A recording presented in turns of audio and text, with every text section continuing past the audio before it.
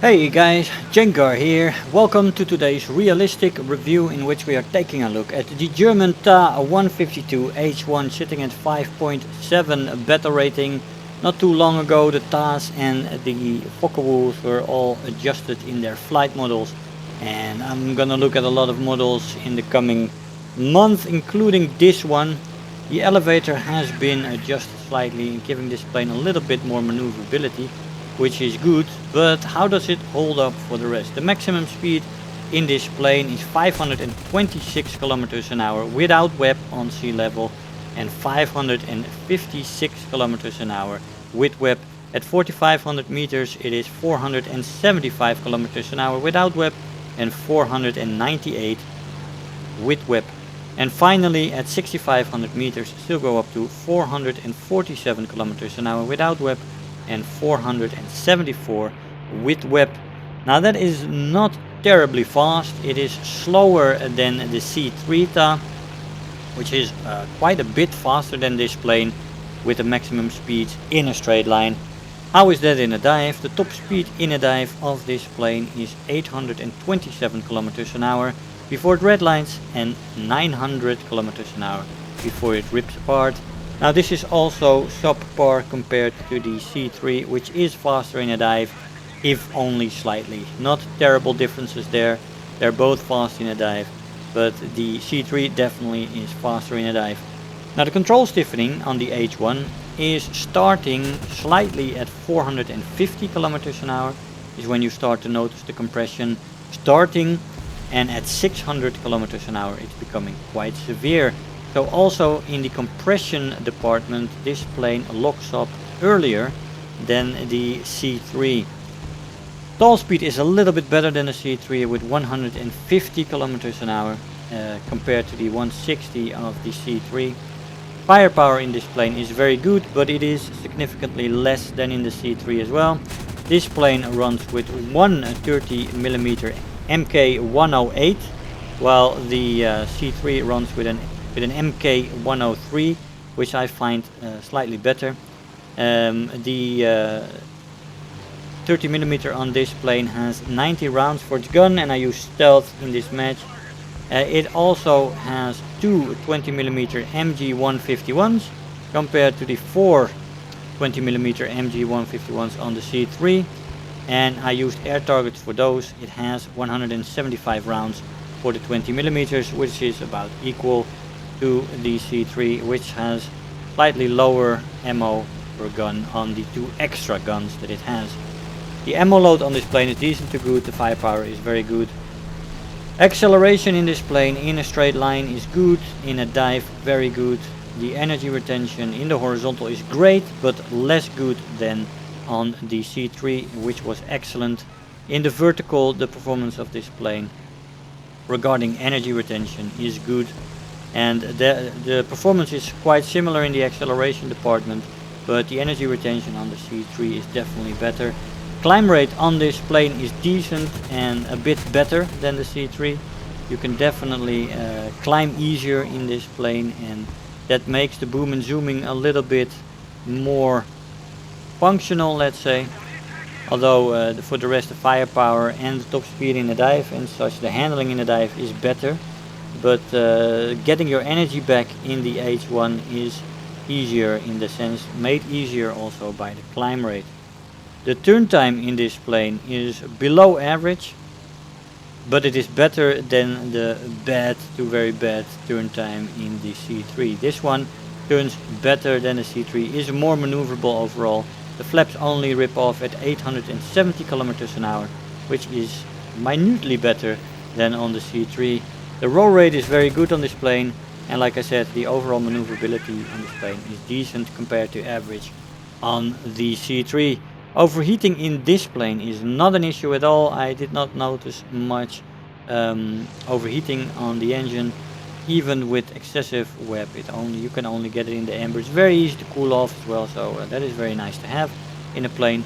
The durability on this plane is less good than on the C3. I felt that the wings were more vulnerable getting hits. It doesn't take damage very well when you do take hits on the wings, and they have a bigger area covered, so you have more risk of getting hit on those engines as well.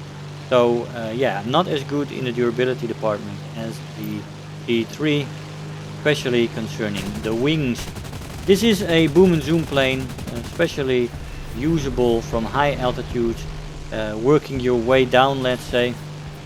It doesn't have much options. Apart from that, you don't want to get into a dogfight with other planes, although this plane has more opportunity when it is caught in a dogfight than the C3 to get out of it, because it's definitely noticeable more maneuverable than the C3, but it's still not a turn fighter and not even close to it. You still don't want to fight Spitfires or BF-1, well, BF-109s you won't face, but the American planes at this level, Bearcans, you know, is all more maneuverable than you. So definitely something you want to avoid.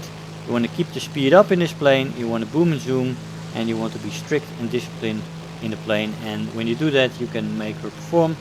She performs a little bit better on the higher altitudes than the C3, although the top speeds of the maximum speeds in a straight line on the C3 is better than this one, even at 6,500 meters. But of course, these differences of this plane was meant in reality for even higher altitudes than that, and that is almost never happening in War Thunder. So this plane definitely on the extreme altitudes performs better than the C3, but you know, how often are you going to get there in War Thunder? Not very often. So overall, the only thing that this plane has above the C3 in performance is the better climb rate and more maneuverability, and that's it. So yeah, basically there is not much reason to choose this plane in that sense, as they are both usable the most in the boom and zoom role. And well, I would always take the C3 over this plane, although this plane is fun as well. I have to say, there's nothing wrong with this plane. Let's keep that clear. It's a very nice plane, and if used correctly in a disciplined flight style, you can definitely wreak havoc in this plane. But yeah, I found the C3 more enjoyable and has a clear advantage on this plane, except in two departments, like I said, the climb rate and the overall maneuverability. Our turn time overall much better, and the roll rate slightly worse, but overall maneuverability much better. So all in all, you have to be careful in this plane, keep it fast. If you make it become slow, it's very sluggish when it becomes slow. Sub 300 kilometers an hour is definitely not where you want this plane. It is not good there. Let's see what kind of rewards we got for this performance. We've got 27,000 Silver Lions, 2200 research points, and a second place. Hey guys, so here we are after the match. Now the TA 152 H-1 definitely has the elevator slightly improved, but it's still stiff. Like I said, the same thing on the C3. It is noticeably better than it used to be, giving it a little bit more maneuverability. But overall, the change in the elevator and the flight performance is not such that you will suddenly find yourself in a different plane or anything. Still very stiff. Still, most of the opposition is gonna outmaneuver you if you're gonna get this plane in a dogfight. This is just not what you want. You want to use it as a boom and zoomer, stay clear, be very disciplined, and keep the plane fast. And if you do that, you have good chances with the firepower and the top speeds in this plane to stay clear of enemies. But it's very easy to make mistakes in the task. It is definitely something that has to be learned. But that goes for boom and zoomer. People think it's the easiest flight style. In a way it is, but in another way it's not. Because you need patience and you need discipline, and that is not something a lot of people have. And thus boom and zooming suddenly becomes hard. Because it's like I said, in a plane like this it is very easy to make a mistake. And if you make a mistake in this plane, well, you have a good chance to die, let's say. Guys, I hope you enjoyed the review. I want to thank you all for watching, and I'll see you guys next time. Bye bye. If you're new here, make sure to hit the subscribe button, become part of this community. If you are already a subscriber, don't forget to like the video, do leave me a comment, and if you really feel like helping out today, Make sure to share the video with your friends and let them know about the channel.